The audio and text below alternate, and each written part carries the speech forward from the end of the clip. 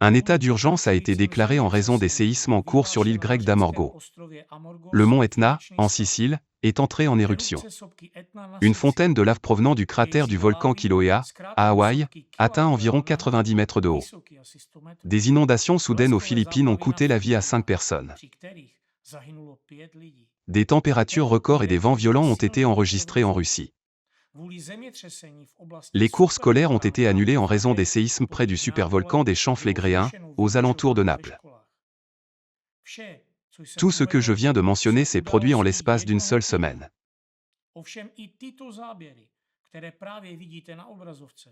Et même les images que vous voyez à l'écran ne représentent qu'une fraction des événements climatiques qui surviennent dans le monde avec une fréquence et une intensité croissantes.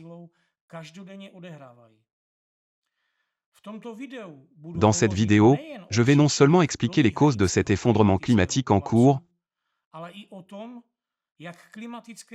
mais aussi discuter de la manière dont les changements climatiques, y compris le facteur anthropique, affectent directement votre santé, votre bien-être mental et même les pathologies avec lesquelles les générations futures pourraient naître. Vous avez probablement remarqué le nombre croissant de publications sur les réseaux sociaux rapportant des catastrophes. Les gens publient des vidéos exprimant leur inquiétude face à la situation climatique. Prenons, par exemple, le début de l'année 2025, rien qu'en janvier, des événements catastrophiques d'une ampleur sans précédent ont eu lieu: incendie en Californie, séisme au Tibet, température record en Russie et une apparition inquiétante d'aurores boréales dans des endroits inhabituels. À ce stade, une grande partie de la communauté mondiale reconnaît l'indéniable réalité des anomalies climatiques en cours et s'interroge: que se passe-t-il exactement? Quelles sont les causes de ces phénomènes météorologiques extrêmes qui surprennent de plus en plus les populations à travers le globe? Des expressions telles que réchauffement climatique, déplacement des pôles magnétiques, ralentissement du Gulf Stream, réchauffement accéléré des océans et fonte des glaciers sont désormais bien connus de l'internaute moyen. Pendant ce temps, alors que les gens recherchent des réponses,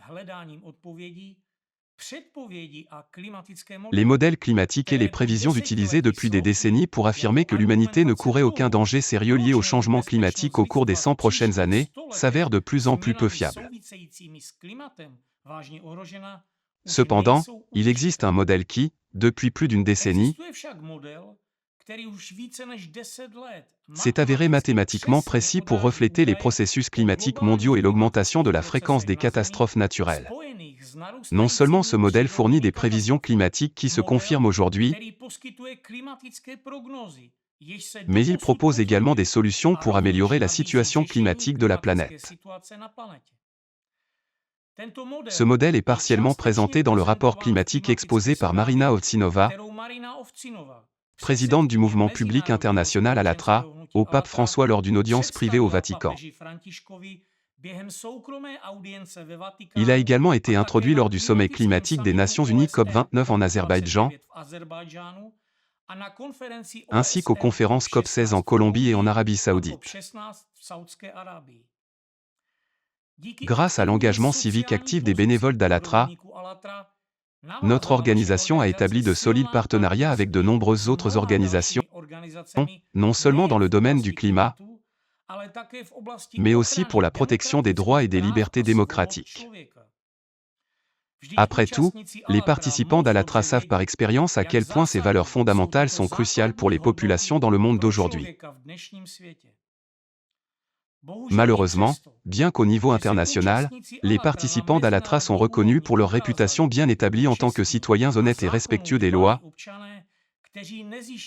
qui servent de manière désintéressée et bénévole les intérêts non seulement de leur propre pays, mais aussi de l'ensemble de l'humanité en œuvrant depuis plus de 10 ans pour étudier les changements climatiques mondiaux, sensibiliser le public et rechercher des solutions viables à la situation actuelle. Notre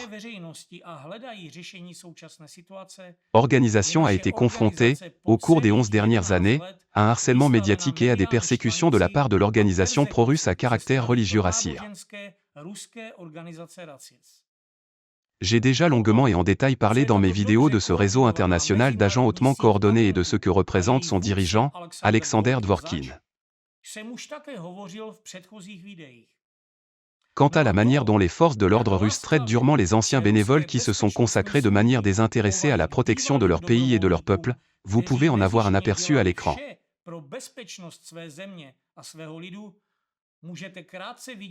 Mais gardez à l'esprit que ce qui reste hors caméra comprend des passages à tabac, de la torture, du chantage et des persécutions. Cela n'est que la pointe de l'iceberg de l'arbitraire infligé à des innocents par les agents du FSB, manipulés par la secte de Dworkin. C'est précisément Alexander Dworkin et son organisation, une entité qui remplit tous les critères d'une secte totalitaire, qu'il a lui-même défini et qui, sous le prétexte de servir les intérêts de la religion officielle de la Russie, a mobilisé ses agents et ses partisans au sein des médias, des services de sécurité russes et du système judiciaire pour orchestrer la persécution des bénévoles d'Allatra en Russie. Cela a finalement conduit à l'interdiction de l'organisation dans le pays. Un scénario similaire s'est déroulé en Ukraine, où un adepte subordonné de Dworkin, sans cacher ses intentions, a fabriqué des évaluations d'experts qui ont servi de base au début des procédures judiciaires contre les bénévoles d'Allatra en Ukraine. Toute personne rationnelle, capable d'évaluer la réalité de manière critique, se poserait naturellement la question suivante: pourquoi une entité pro-religieuse ou plutôt sectaire ciblerait-elle une organisation de bénévoles engagés dans l'analyse de données et l'étude de la situation climatique?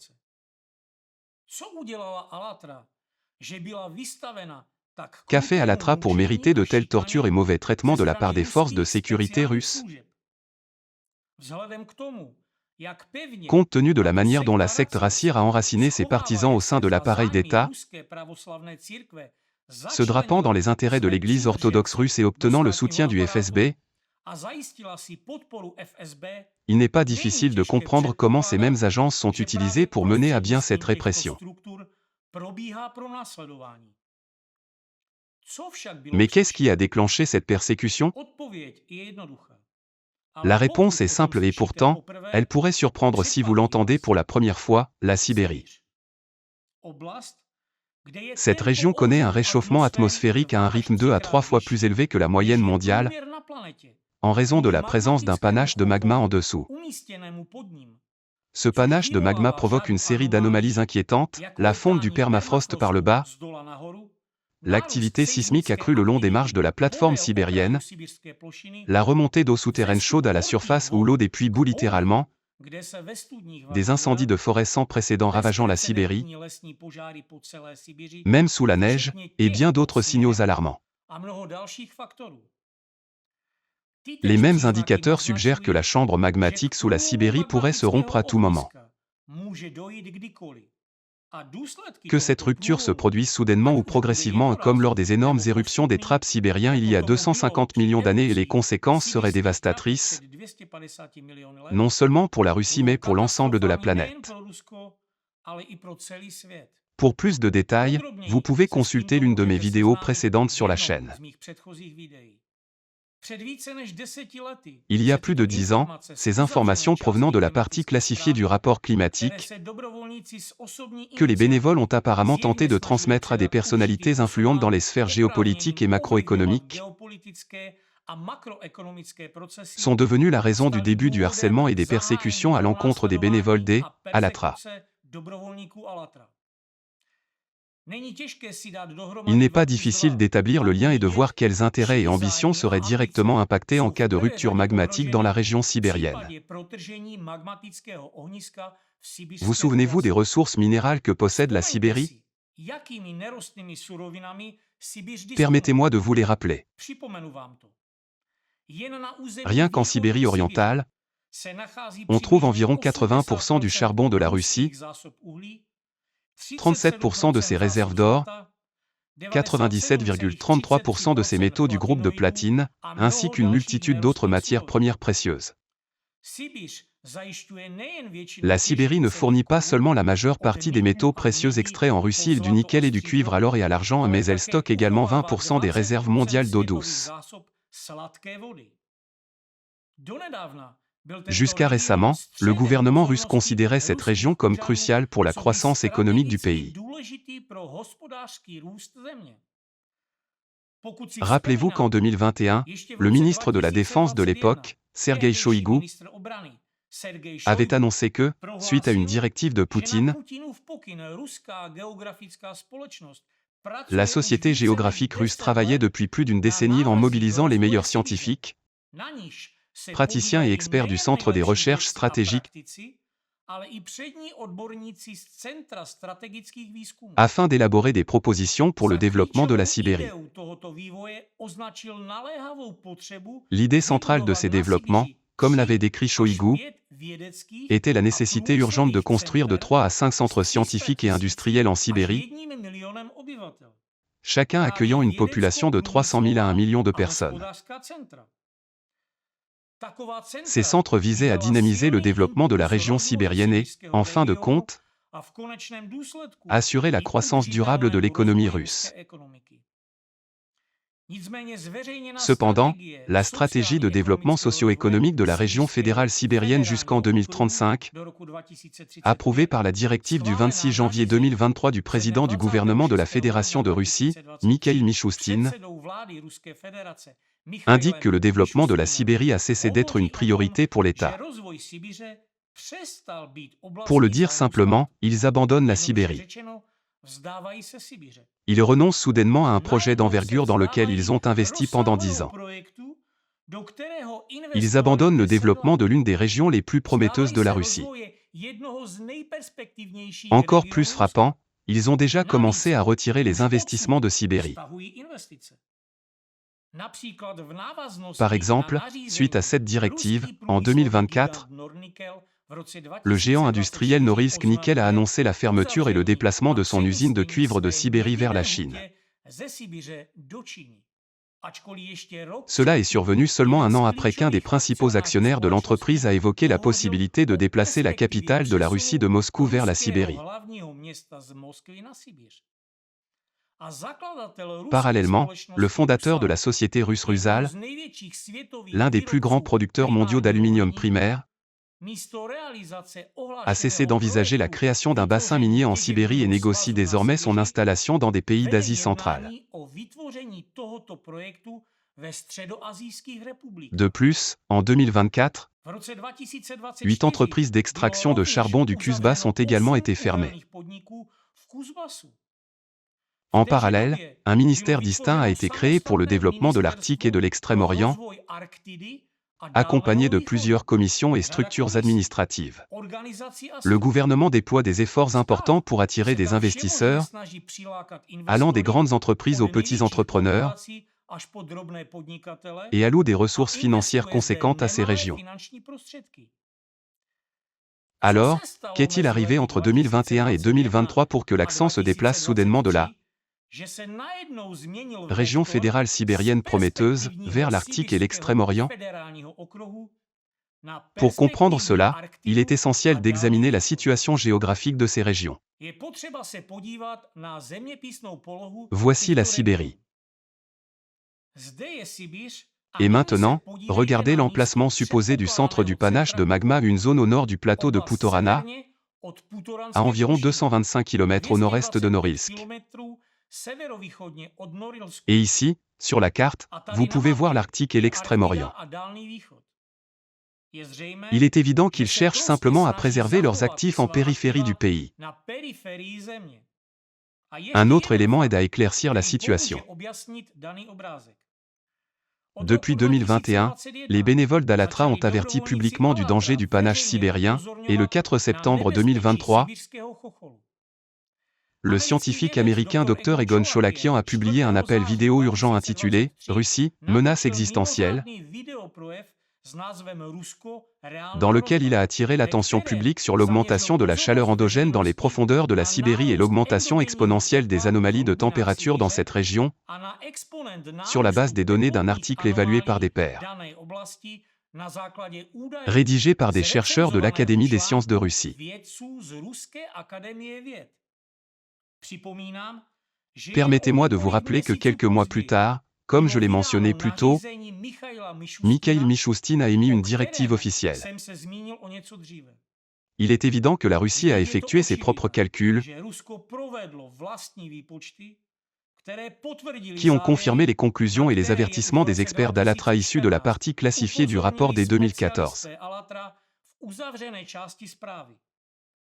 Ainsi, s'ils sont au courant de la menace, ils savent également qu'il existe une solution possible. Dr Egon Cholakian, moi-même et d'autres participants d'Allatra avons défendu sans relâche l'idée d'un dégazage planifié et contrôlé du panache magmatique sibérien, qui peut être réalisé avec un risque minimal. Après tout, il est possible de prendre en compte toutes les données d'observation disponibles collectées dans cette région, de calculer et de gérer le dégazage, et ainsi de prévenir une catastrophe non seulement pour la Russie, mais pour le monde entier. Certes, il existe des risques, mais avec des calculs précis effectués par des experts, ces risques seraient réduits au minimum. Dans le scénario le plus probable, seulement 5 à 7% du territoire russe serait affecté lors du dégazage planifié. Et même en cas de complications, ce pourcentage ne dépasserait pas 25 à 30% du territoire. Ce sont des pertes minimales, à condition que l'évacuation rapide de la population de la région soit assurée, en comparaison avec la menace d'une éruption soudaine et incontrôlée du panache magmatique situé sous la Sibérie. Dans les premières secondes, cette éruption dévasterait la zone du premier rayon, comprenant des villes telles que Norilsk, Doudinka et Talnakh. Puis, dans l'heure ou les deux suivantes, la zone du deuxième rayon serait détruite, incluant les territoires du district autonome de Yamalo-Nenets, du district autonome des Nenets, de la péninsule de Taïmyr, certaines zones du district autonome de Khanty-Mansi, le kraï septentrional de Krasnoyarsk, l'ouest de la Yakoutie, et plusieurs régions du nord-est de la Russie européenne. Quant à la zone du troisième rayon, elle englobe la moitié de la surface de la Terre, c'est-à-dire 50% de la surface de la planète. Ainsi, dans les jours suivant l'éruption, les retombées de cendres provoqueraient des pertes humaines à travers la Russie, l'Asie, l'Europe, la péninsule arabique, l'Afrique du Nord et l'Amérique du Nord. Une semaine plus tard, les cendres mortelles atteindraient également l'Australie, l'Amérique du Sud et même l'Antarctique. Lorsque l'on met en perspective les faits, à savoir qu'il existe une menace sérieuse, mais aussi une solution, une question raisonnable se pose, si des projets de plusieurs milliards de dollars sont déplacés hors de la Sibérie, dans l'espoir de préserver leurs actifs et leurs richesses,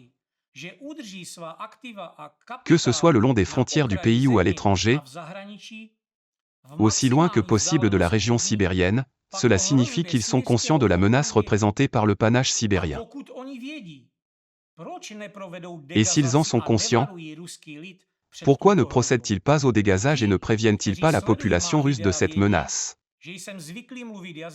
Ceux qui suivent mes vidéos savent que je suis habitué à parler le langage des faits, alors pardonnez ma franchise, ils n'informent pas la population russe, surtout celle vivant en Sibérie, à propos de cette menace, car leur priorité reste leur propre portefeuille et leur pouvoir. Car aucune personne sensée ne resterait vivre sur un territoire qui, tel un baril de poudre, pourrait exploser à tout moment. Si les gens connaissaient la vérité, ils fuiraient immédiatement la Sibérie, même un idiot fuirait la Russie à pied. Même le plus idiot partirait à pied pour quitter la Russie. Il vaut mieux souffrir de faim loin de la Russie et rester en vie. Cependant, pour ceux qui tirent profit de l'extraction du pétrole et du gaz, il n'est tout simplement pas dans leur intérêt financier que cette information soit rendue publique. Après tout, si les gens abandonnaient ces territoires dangereux, qui généreraient des revenus pour ceux qui, tranquillement, envoient leurs enfants et leurs familles à l'étranger, loin de la Sibérie, C'est précisément pour cette raison que la population russe reste encore ignorante des risques réels, tandis que la machine de propagande étatique s'active à maintenir cette ignorance, assurant ainsi que les profits continuent d'affluer jusqu'au dernier moment. Voilà la dure réalité de la vie et du monde dans lequel nous vivons. Les habitants sont encouragés par tous les moyens à se rendre dans ces régions, à s'y établir et à fonder des familles autour des entreprises sibériennes soi-disant rentables et prometteuses, tandis que les autorités espèrent un dénouement optimiste où la périphérie du pays survivra. Ainsi, lorsque l'objectif est d'attirer des gens pour travailler dans ces entreprises et générer des profits, la Sibérie est déclarée prometteuse. Mais lorsqu'il s'agit d'investissement, soudainement, la Sibérie n'est plus aussi prometteuse. C'est ce qui explique la récente vague d'articles russes cherchant à réfuter les informations sur le panache sibérien et critiquant les déclarations du Dr Egon Cholakian. Ces articles affirment que les données qu'il utilise dans ses appels sont douteuses. Pourtant, ces journalistes omettent délibérément de mentionner que dans l'une de ses vidéos récentes, le docteur Cholakian s'appuie sur des travaux scientifiques et des recherches menées par des experts russes eux-mêmes. En effet, très intelligent et pleinement conscient des mécanismes de désinformation en Russie, le docteur Cholakian a probablement souligné ce point spécifiquement, sachant que toute mention d'experts étrangers pourrait être perçue comme de la propagande. Il n'est pas surprenant que la compétence des experts russes soit remise en question, surtout avec la récente adoption d'une loi qui entrera en vigueur le 1er septembre 2025. Cette loi impose désormais aux scientifiques russes et aux universités de coordonner officiellement tout projet scientifique international avec le FSB.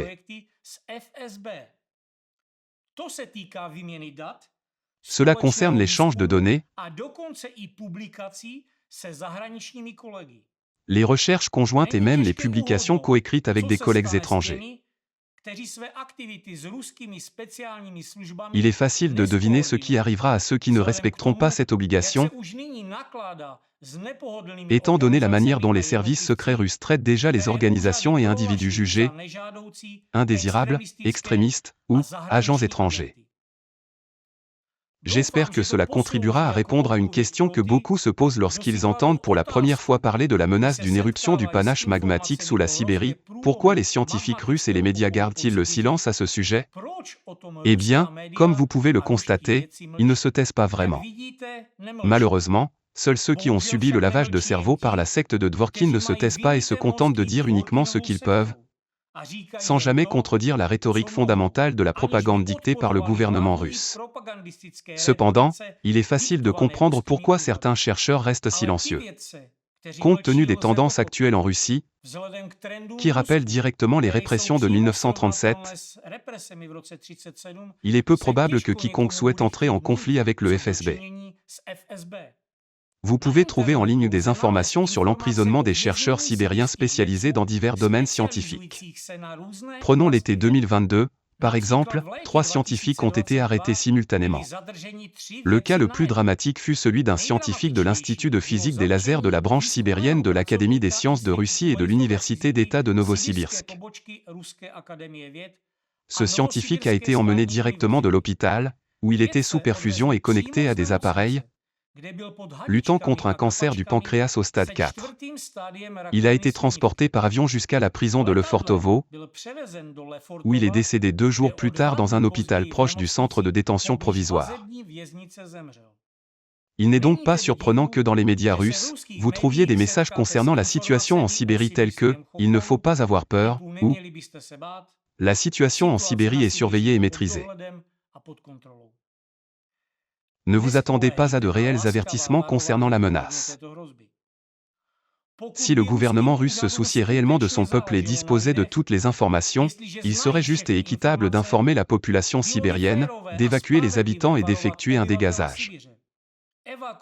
Au lieu de cela, ils retirent discrètement leurs investissements de la région et, pour dissimuler cela, insinuent subtilement qu'il ne reste plus rien de précieux en Sibérie, à part le charbon. En réalité, c'est exactement ce qu'ils font actuellement. Quant à ceux qui prétendent que les données utilisées par Egon Cholakian sont inexactes et que le panache magmatique sous la Sibérie ne représente aucune menace, j'ai une proposition simple. S'il n'y a aucun danger et que cette région prometteuse accueille la population à bras ouverts, pourquoi les dirigeants et l'élite de la Russie ne s'y installeraient-ils pas eux-mêmes? Qu'ils ramènent leurs familles, leurs enfants et leurs petits-enfants des pays étrangers et qu'ils s'installent sur le hotspot magmatique en Sibérie pendant 10 ans, avec une interdiction de quitter cette région. Ils pourraient même y bénéficier de conditions de vie relativement confortables. Après tout, avec tout le pays à leur disposition, ils pourraient même construire un autre Dubaï en plein cœur de la Sibérie. Ainsi, tout le pays verrait cela et n'aurait plus peur du danger, tandis que nous, les bénévoles d'Allatra, serions dans l'erreur. Que pensez-vous de cette suggestion? Cependant, en dehors des perspectives de développement de l'Arctique et de l'Extrême-Orient, ainsi que du retrait des investissements de la région fédérale de Sibérie, aucune autre mesure n'est prise. Alors, tirez vos propres conclusions sur ce qui intéresse réellement les dirigeants russes. Ce qui les préoccupe, c'est l'argent et la garantie d'un avenir prétendument sécurisé pour eux-mêmes, leurs enfants et leurs petits-enfants. Tant que cela leur rapporte des profits, ils continueront ainsi. Pour dissimuler la vérité, il leur est plus simple et plus avantageux de qualifier d'ennemis et de saboteurs ceux qui se préoccupent de ce problème depuis plus de 10 ans et qui tentent par tous les moyens d'avertir la population du danger, y compris leurs propres citoyens. Mais la question demeure, ennemis et saboteurs de qui? L'organisation Allatra a été déclarée indésirable en Russie il y a plus d'1 an et demi. Malgré la suspension de ses activités dans ce pays, les anciens bénévoles continuent d'être persécutés, torturés brutalement et maltraités. On leur casse le nez et les côtes, ils sont battus et intimidés. Pourquoi? Pour avoir tenté de prévenir les Russes du danger et pour avoir eu à cœur le bien-être du monde entier? Il est probablement moins coûteux de financer les activités de la secte Rassir et de ses partisans, qui persécutent les bénévoles des Allatra, que d'organiser l'évacuation de la population et un dégazage planifié du panache sibérien. Pourtant, en s'efforçant de limiter les activités des scientifiques et de réduire au silence les bénévoles d'Allatra qui alertent sur la menace d'une éruption du panache sibérien, dans l'espoir d'un avenir sans inquiétude pour eux-mêmes, leurs enfants et leurs petits-enfants, ils négligent un autre danger tout aussi colossal. Il est temps d'en parler. Supposons un scénario imaginaire où ni un impact hydraulique dans la fosse des Mariannes, ni l'éruption du panache magmatique en Sibérie ne se produisent. Cependant, il existe une autre catastrophe que ceux qui s'efforcent de dissimuler la vérité au public ignorent peut-être en raison de leur incompétence et de leur myopie. Il ne s'agit pas seulement d'une menace pour l'avenir proche, c'est un processus catastrophique qui est déjà en cours. Je parle de la pollution par les micro- et nanoplastiques, une menace qui met en péril non seulement la Terre dans son ensemble, mais aussi chaque individu. Considérez simplement l'ampleur de cette pollution, chaque année, environ 400 millions de tonnes de déchets plastiques sont jetés dans le monde. Parmi cette quantité, 8 à 12 millions de tonnes de nouveaux déchets plastiques finissent dans l'océan. On estime qu'il y a déjà entre 75 et 199 millions de tonnes de plastique dans les océans du monde, dont la majorité repose au fond. Je vous recommande vivement de regarder un film intitulé « Le facteur anthropique dans le déclin de l'océan ». Une menace encore plus grande pour l'humanité réside dans la capacité des minuscules particules de plastique à s'infiltrer dans chaque couche de l'environnement, le sol, l'eau, l'air, et finalement le corps humain. La pollution de l'eau et de l'atmosphère par les micro- et nanoplastiques a déjà un impact considérable. Elle affecte non seulement le climat terrestre en perturbant le cycle de l'eau et en accélérant le réchauffement de nos océans déjà en souffrance, mais elle a également des conséquences désastreuses sur la santé humaine. Pour le climat de la Terre, la présence de nanoplastiques dans l'océan entraîne une défaillance catastrophique des mécanismes naturels de transfert de chaleur, ce qui peut contribuer à une augmentation des températures de l'ensemble de l'océan. En termes simples, dans leur état naturel, les océans du monde agissent comme un gigantesque système de refroidissement et une sorte de climatiseur capable de réguler la température de la planète en transférant la chaleur dans l'atmosphère. Or, l'un des facteurs ayant déclenché cette défaillance mondiale de la thermorégulation océanique, impactant ainsi l'ensemble du système climatique de la Terre, est la pollution des océans, notamment par des plastiques d'origine anthropique. Pour les humains, la pénétration des micro- et nanoplastiques dans l'organisme est tout aussi catastrophique que leur impact sur le climat. Des études récentes confirment systématiquement que les nanoplastiques sont capables de franchir la barrière hémato-encéphalique. De plus, des MNP, micro- et nanoparticules, ont été retrouvées dans divers échantillons biologiques humains, notamment dans le sang, le lait maternel, le sperme, le lavage broncho-alvéolaire, le placenta, dans les tissus maternels et fœtaux, ainsi que dans plusieurs autres organes. Plusieurs recherches montrent que les MNP peuvent potentiellement provoquer de l'inflammation, des perturbations cellulaires et des effets génotoxiques sur les cellules humaines. Par ailleurs, des études animales ont démontré que les MNP entraînent un stress oxydatif accru, de l'inflammation et des altérations métaboliques, causant des dommages cellulaires et compromettant l'homéostasie des tissus et de l'organisme chez diverses espèces animales. Une autre étude récente est particulièrement préoccupante.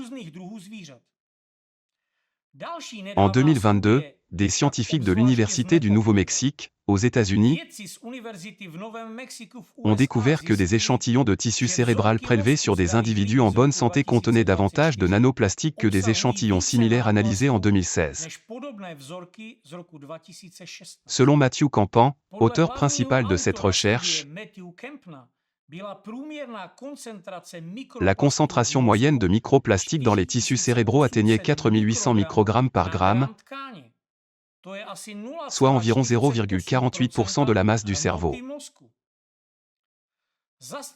Prenez un moment pour réfléchir à cela, les nanoplastiques ne se contentent pas d'entrer dans l'organisme humain, ils s'accumulent dans le tissu cérébral. Une étude publiée dans la revue Neurosciences a révélé que l'exposition des souris aux nanoplastiques dès le stade embryonnaire, ainsi qu'après la naissance et tout au long de leur croissance, enfance, adolescence et âge adulte, entraînait des dysfonctionnements de l'activité neuronale dans le cortex préfrontal et l'amygdale, deux régions associées au système de dopamine du cerveau. Ces modifications suggèrent l'impact potentiel des nanoplastiques sur les processus neurophysiologiques liés à la régulation des émotions et aux fonctions cognitives.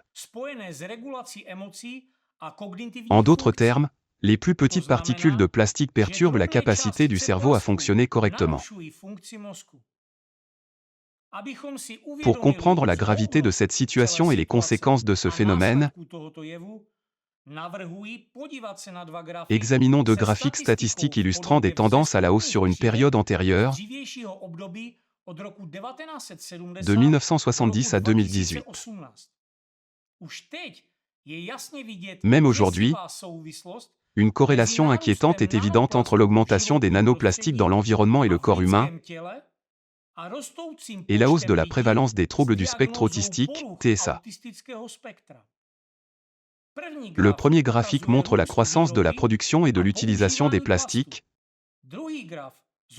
tandis que le second graphique, couvrant la même période, met en évidence l'augmentation de la prévalence de l'autisme. Ce qui était autrefois une condition rare en 1970, affectant 1 à 2 enfants sur 10 000 aux États-Unis, est monté à un enfant sur 59 en 2018.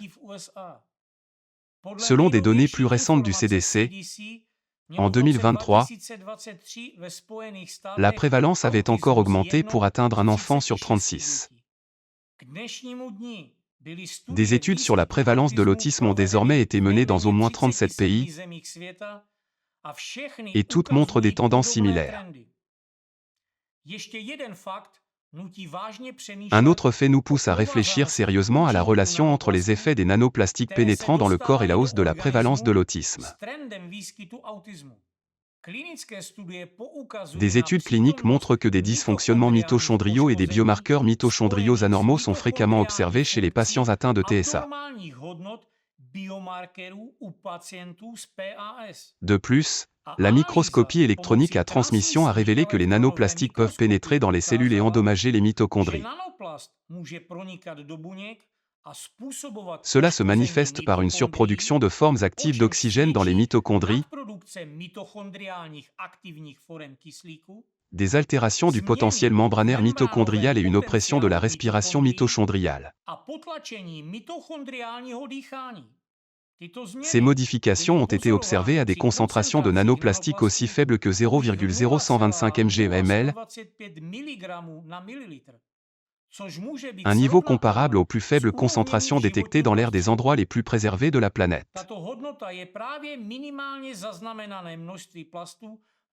En réalité, les niveaux réels dans l'environnement sont bien plus élevés.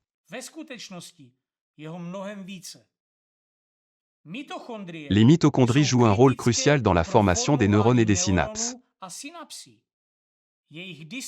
Leur dysfonctionnement chez les enfants atteints de TSA est corrélé à des retards de développement de la parole, des troubles cognitifs et une hypersensibilité sensorielle. En endommageant les mitochondries, les nanoplastiques pourraient provoquer ou aggraver ces perturbations neurologiques, particulièrement durant les périodes critiques de développement cérébral.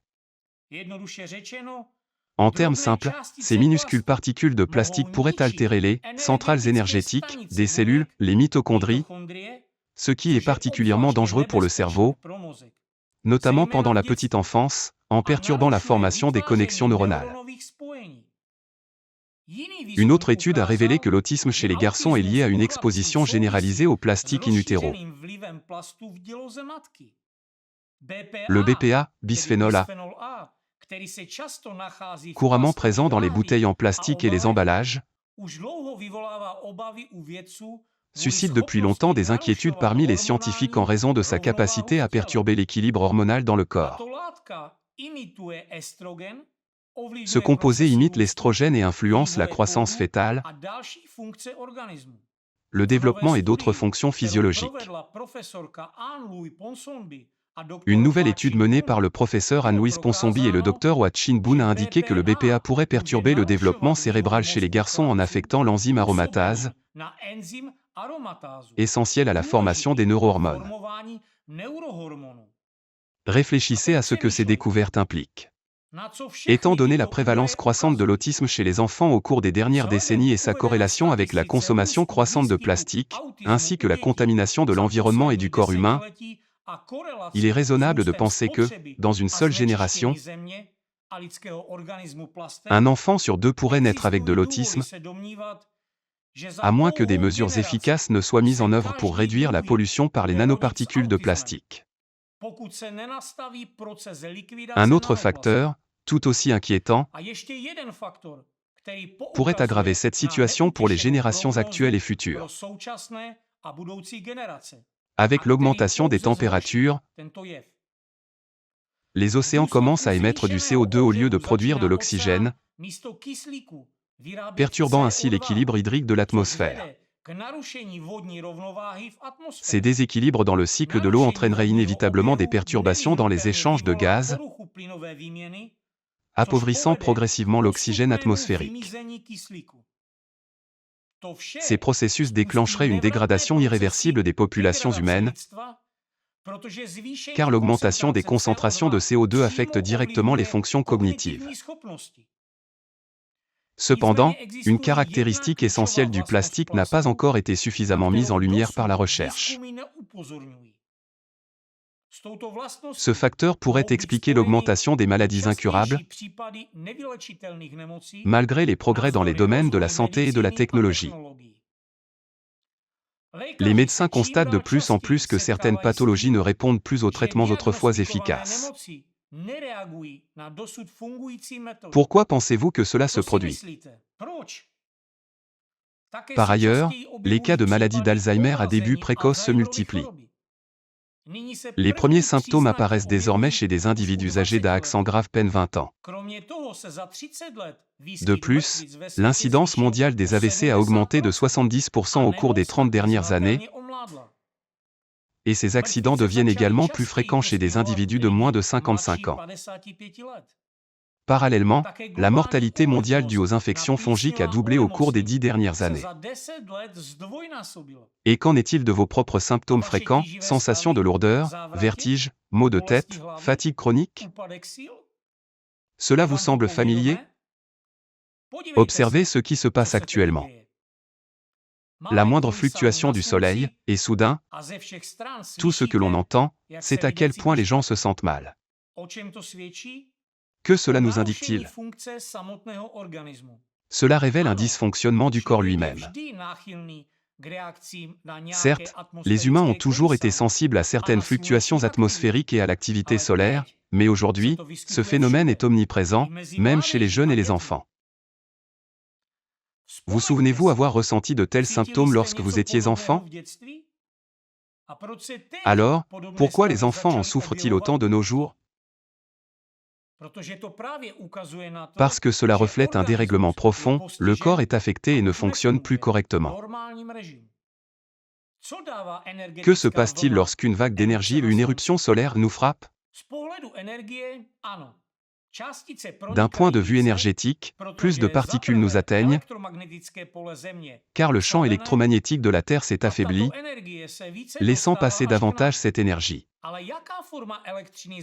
Mais quel type d'électricité finit par dominer dans l'atmosphère et, par extension, dans nos corps? Il s'agit d'une électricité semblable à une charge statique, qui s'accumule dans les nanoparticules et augmente leur densité de charge. C'est précisément l'un des aspects les plus redoutables et pathogènes des nanoplastiques, leur capacité à générer et à retenir une charge statique de manière active.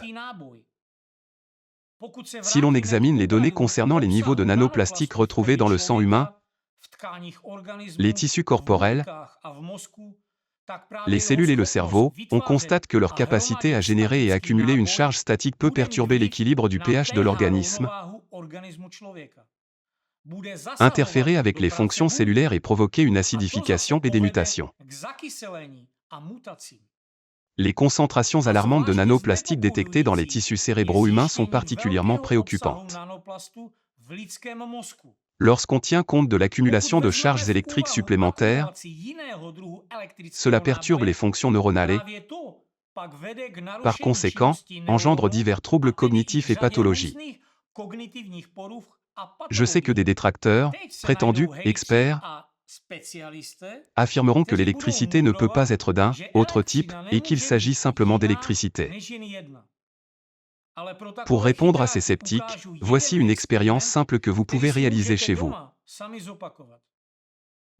Pour cette expérience, il vous faudra un verre, un jeton ou une pièce de monnaie, une allumette et une paille en plastique. Commencez par frotter la paille en plastique contre de la laine ou des cheveux. Puis, rapprochez la paille du verre et observez attentivement. Les plus observateurs remarqueront la formation d'un tore électromagnétique, cet effet toroïdal permettant de soulever l'allumette lors de la rotation. Cela démontre que l'électricité statique est bien plus nocive et destructrice que l'électricité générée. Elle affecte même les diélectriques. La capacité des nanoplastiques à accumuler des charges statiques et j'insiste, des charges statiques exercent une influence destructrice sur les cellules et les structures génétiques. Cette forme d'électricité est fondamentalement différente de l'électricité générée et possède des caractéristiques propres. Même en augmentant la tension à 1000 volts avec 2 fils électriques, l'allumette resterait immobile. De même, le plus puissant des aimants en néodyme assez puissant pour déplacer un réfrigérateur ne ferait pas bouger l'allumette. Cette expérience, simple mais révélatrice, ne peut être reproduite avec une autre forme d'électricité, uniquement avec l'électricité statique, qui s'accumule et traverse librement les diélectriques, notamment le plastique. Imaginez alors ce qui se produit dans nos corps lorsque cette électricité pathogène s'y accumule, déclenchant ces effets destructeurs. J'espère que cette expérience, à la fois simple et directe, vous aidera à comprendre pourquoi vous vous sentez si mal, pourquoi les éruptions solaires provoquent de telles réactions physiologiques et pourquoi tant de maladies restent incurables pour la médecine moderne. Plus encore, elle mettra en lumière les conséquences catastrophiques de la pollution par les nanoplastiques, qui exacerbent également la situation climatique de la Terre. Plus tôt, j'ai évoqué des données mettant en évidence la présence de nanoplastiques dans les cellules spermatiques, les placentas maternels et fœtaux, ainsi que dans le lait maternel. Bien sûr, à la lumière de ces faits, il est facile de tirer des conclusions sur les tendances inquiétantes et l'augmentation soudaine des troubles du spectre autistique chez les enfants. Et croyez-moi, ce n'est pas un problème que l'on peut éviter avec un mode de vie sain, une prétendue alimentation équilibrée, des fermes personnelles dites écologiques, ou encore en remplaçant le plastique par des alternatives artisanales. Aujourd'hui, il n'existe plus de nourriture pure. Les carottes crues que vous consommez, la viande, la volaille et le poisson contiennent tous des quantités importantes de nanoplastiques. Quant à nos chers voyages en famille avec les enfants à la mer, souvent considérés comme un moyen de prévenir les maladies et d'améliorer la santé globale, dans le monde actuel contaminé par les nanoplastiques, ils devraient plutôt être perçus comme une manière d'acquérir de nouvelles maladies plus rapidement. La vie en bord de mer devient de plus en plus dangereuse, car l'évaporation qui se produit dans de tels climats ne fait qu'aggraver la situation. Ainsi, en plus de consommer des nanoplastiques par l'alimentation, nous les respirons et nageons dedans. Et n'oublions pas que les nanoplastiques peuvent même pénétrer les pores de la peau. Après une baignade, lorsque nous nous allongeons au soleil pour nous sécher, nous créons des conditions idéales pour que ces particules pénètrent dans notre corps. Une réaction chimique naturelle se produit, libérant de l'énergie. En parallèle, la charge statique s'accumule, perturbant davantage les systèmes du corps.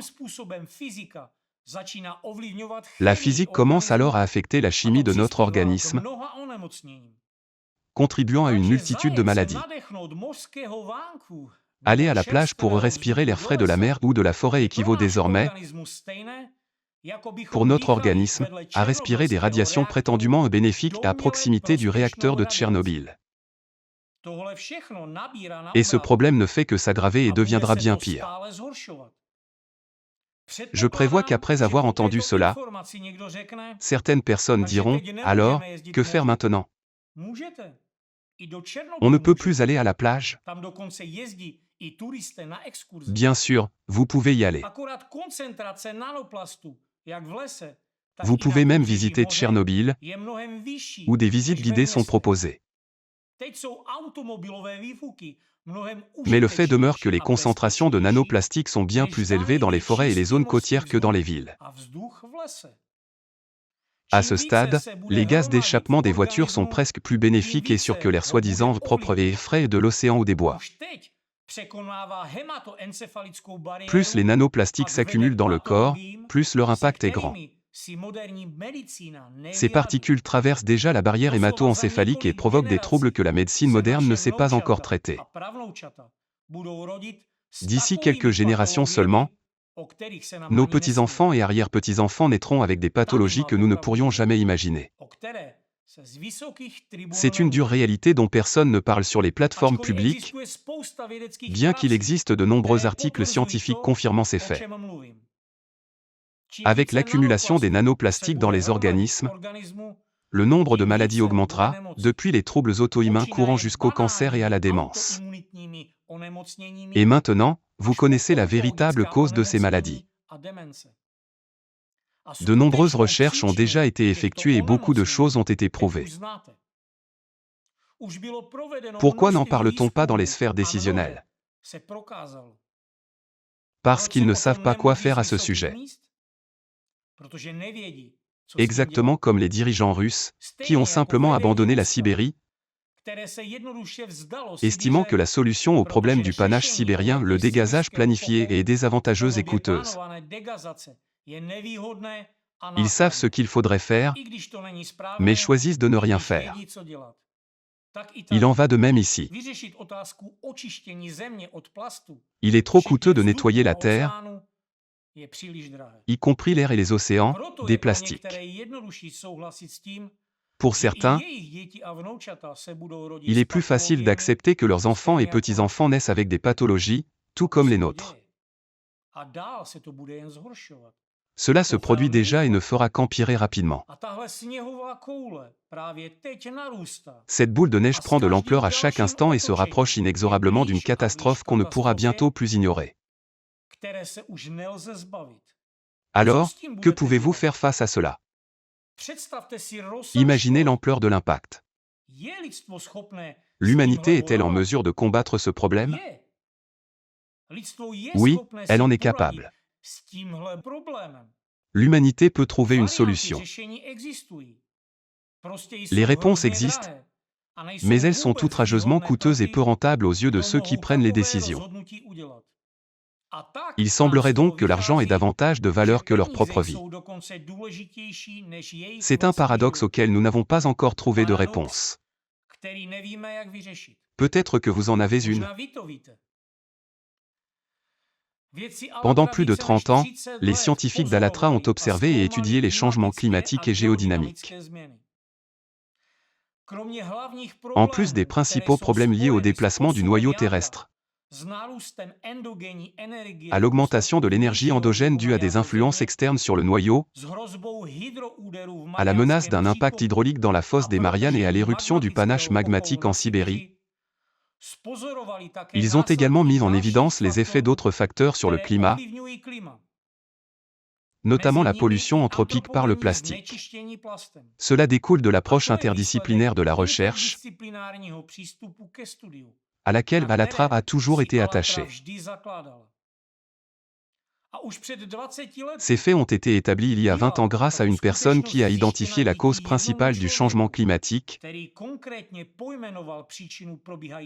désigné les zones les plus vulnérables de la planète subissant un réchauffement intense venant de l'intérieur, et précisé où des opérations de dégazage devraient être réalisées. Cette personne a également souligné l'urgence d'adopter massivement des générateurs d'eau atmosphérique, GEA, pour purifier l'atmosphère et les océans des plastiques.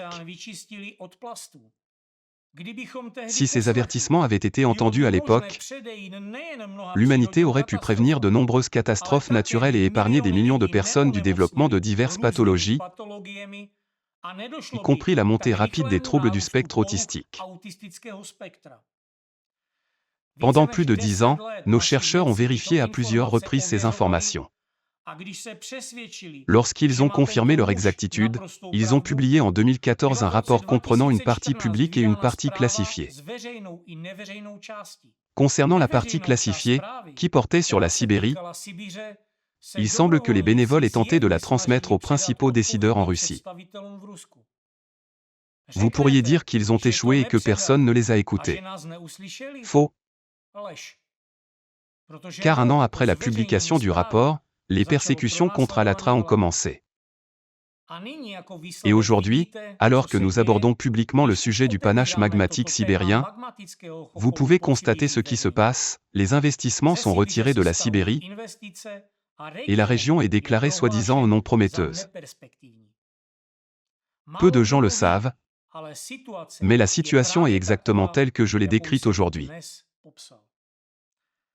Nous, les bénévoles d'Alatra, étudions et faisons des recherches en permanence. Nous surveillons non seulement les statistiques climatiques, mais identifions également les tendances révélant les conséquences plus larges du changement climatique et de la pollution plastique. Cette approche interdisciplinaire distingue Alatra de ceux qui ne cherchent qu'à obtenir des subventions de recherche. Les seules choses que nous recevons, ce sont des mandats d'arrêt et des persécutions de la part des sectaires de Dvorkin.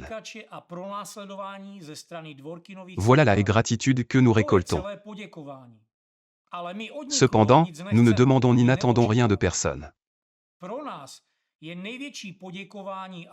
La plus grande reconnaissance pour nous serait que cette information atteigne ceux qui ont une influence sur la géopolitique et la macroéconomie, des personnes qui valorisent leur famille,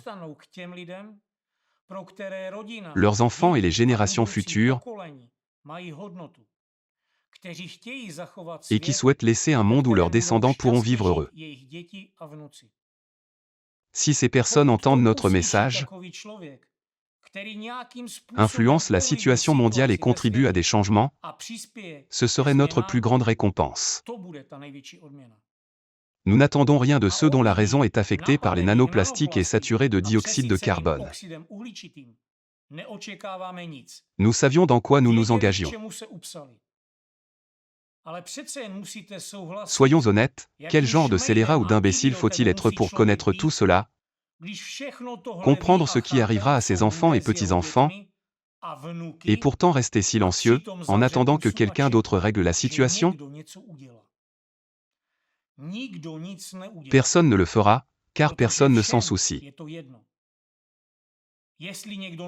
Si on ne leur donne pas d'argent, ils ne lèveront même pas le petit doigt. On nous dit, vous devriez aller parler à telle ou telle personne. Pourquoi ne les avez-vous pas contactés? Mais pourquoi vous ne l'avez pas fait vous-même? Pensez-vous que cela ne vous concerne pas? Êtes-vous simplement un invité sur cette planète? Pourquoi nous envoyer, nous, mais ne pas y aller vous-même? Pourquoi devrions-nous tout faire pour vous? Nous faisons ce que nous pouvons. La mission des scientifiques d'Alatra était d'établir les relations de cause à effet des changements climatiques mondiaux et de trouver une solution. Ils l'ont brillamment accompli. La mission de nos bénévoles est de transmettre cette vérité, en espérant que quelqu'un ayant le pouvoir de prendre des décisions géopolitiques et macroéconomiques l'entendra, comprendra la gravité de la situation et agira. Soyons réalistes, nous ne pouvons pas le faire. Toi qui regardes cette vidéo maintenant, peux-tu le faire? Non. Moi non plus. Mais je peux en parler, en espérant que quelqu'un m'écoute. Si quelqu'un pense que nous allons nous précipiter pour résoudre ce problème, vous vous trompez. Non, ce n'a jamais été notre rôle. Nous ne sommes pas des experts géopolitiques ou macroéconomiques. Devons-nous nous rendre en Russie et commencer à creuser dans le panache sibérien? Non, merci.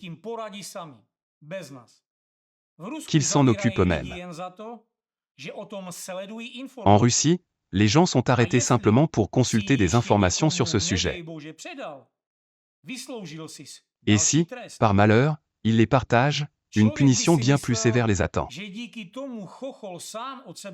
Comme si cela faisait disparaître le panache par magie. Ce sont des questions géopolitiques et macroéconomiques qui dépassent notre compétence. Soyons honnêtes, de nombreuses personnes sont inertes, elles s'en fichent. Ensuite, il y a les partisans de Dvorkin, les véritables sectaires d'une secte totalitaire brutale, se qualifiant d'anticultes, mais qui nous étiquettent comme sectaires pour déshumaniser les bénévoles d'Allatra et s'assurer que personne ne nous écoute. Maintenant, ils essaient même de faire marche arrière en disant « Nous ne sommes ni sectaires ni anticultes ». Bien est su accent circonflexe que vous êtes des sectaires. Vous suivez la doctrine de votre gourou barbu et hirsute qui professe le nazisme. Il y a tout de même une bonne chose, que ce soit le panache sibérien, un impact hydraulique dans la fosse des Mariannes ou l'impact mortel des nanoplastiques. L'un de ces événements finira inévitablement par empêcher votre règne totalitaire, quels que soient vos efforts pour l'établir. Mais, bien sûr, cela comporte un inconvénient, nous en subirons aussi les conséquences. Nous avons cru, un jour, offrir un cadeau au monde en révélant la vérité, mais nous n'avons récolté que tristesse pour nous-mêmes et nos familles, subissant persécution et répression pendant plus de 10 ans. Lorsque vous avez les statistiques en main, lorsque vous voyez ce qui attend l'humanité et cette planète, la seule chose à faire est de continuer à parler. Plus nous parlons, plus nos chances de sauver ce monde augmentent. Purifier les océans des nanoplastiques, rétablir l'équilibre hydrique atmosphérique, et ainsi préserver l'atmosphère elle-même. C'est cela qui nous motive, l'espoir. Nous vivons uniquement d'espoir, malgré toutes les difficultés traversées. Beaucoup de nos bénévoles n'ont pas pris de vacances, ils ont oublié ce que sont les week-ends, car ils consacrent tout leur temps libre à diffuser la vérité. L'argent qu'ils gagnent à leur travail n'est pas utilisé pour des loisirs personnels, mais pour sensibiliser, pleinement conscient que tout pourrait s'arrêter à tout moment. C'est la réalité de la vie. Aujourd'hui, vous avez reçu de nombreuses informations nouvelles. Je suis certain que beaucoup d'entre vous n'avaient pas une compréhension réelle des véritables menaces auxquelles nous faisons face, celles liées au climat et, surtout, celles posées par les nanoplastiques. Mais je sais aussi qu'après avoir compris une partie de la gravité de la situation, dans une heure, vous serez distrait par vos préoccupations personnelles et oublierez ce que vous avez entendu, espérant que quelqu'un d'autre s'occupera de ce problème et trouvera des solutions. Parce que vous vous direz, qui suis-je? Je ne suis qu'une personne ordinaire. J'ai une famille, des préoccupations, des responsabilités. Que puis-je faire avec cette information? D'autres devraient s'en charger. Eh bien, je suis comme vous. J'ai aussi des enfants, des petits-enfants, et des responsabilités envers ma famille. Pourtant, je ne perds pas l'espoir que quelqu'un m'écoutera. Peut-être lors de ma 100e ou 1000e ou millionième intervention, mais, et si quelqu'un m'entendait enfin? Alors l'humanité aurait une chance.